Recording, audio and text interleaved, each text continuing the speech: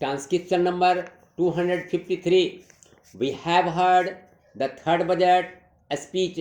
The first was an interim budget, and this is the second full-fledged budget. In my view, merely looking at the government finances alone would not give us a correct idea of the conditions in the country, and therefore, in order for the House to appreciate the real situation in the country, it is necessary to give us what I would call a national budget along with the government budget. Government is, after all, only a means to an end. The entire government system is only for the purpose of enforcing the national policy. If that be so, first we have to understand the national situation before we give our judgment regarding the instrument which is controlling these national resources.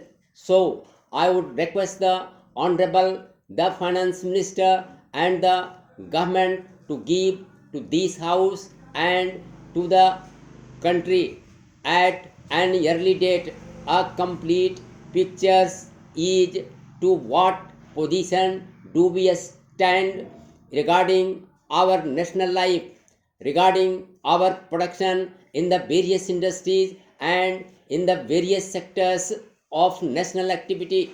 Only then we will be able to know what we have, what would be our requirements, and in what way we have got to improve. So, in that view, I feel that we will not be competent to pass judgment on the real situation in the country with only the figures given to us regarding the government finances. At it has been stated that the fight against inflation is the main preoccupation of the government. I agree, but I'm sorry to say that we are not at all satisfied with the way in which inflation is being tackled. Experts in various fields were consulted for the purpose of eliciting their opinion in regard to the fight against inflation, and one of the recommendations made was that there should be a drastic economy in the government expenditure. All avoidable expenditure should be avoided. The government accepted that recommendation, but have they implemented it? They did not look into their administrative expenditure, and they did not care to find out what are the expenditures which could possibly be cut out. As a matter of fact, an economy committee has been appointed and it has submitted its report also. But the first thing the central government did was to find out which were the development schemes which could be postponed or dropped.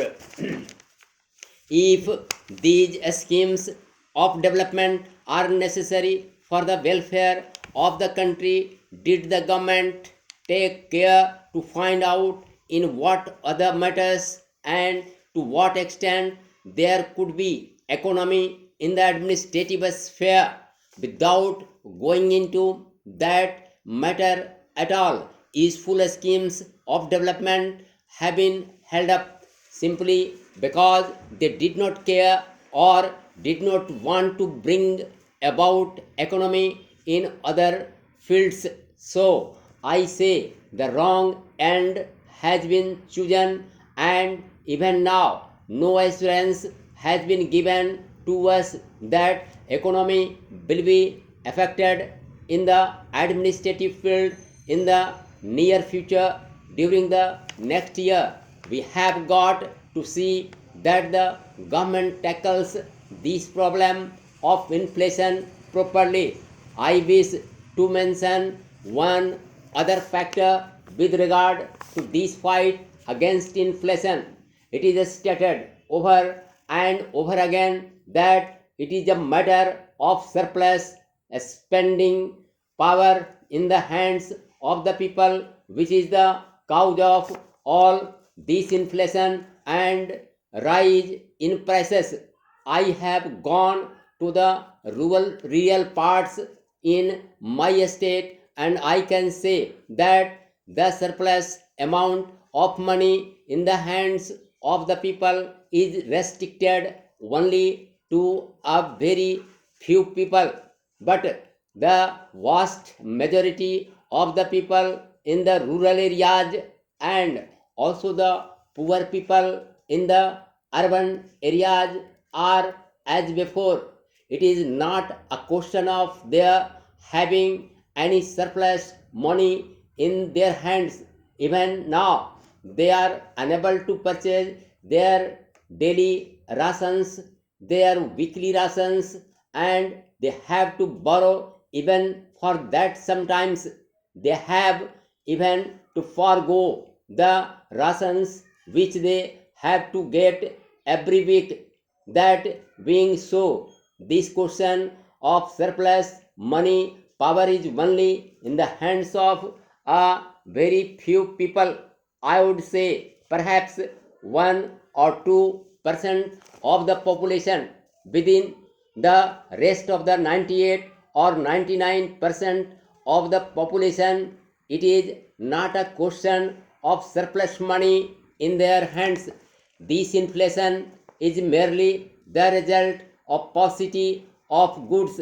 Therefore, if you want to tackle this problem of inflation, it is not a question of surplus money in the hands of the people, but one of scarcity of goods, one of production, and there is not sufficient production in the country. The government should tackle this problem of production before they think of withdrawing the surplus money in the hands of the people.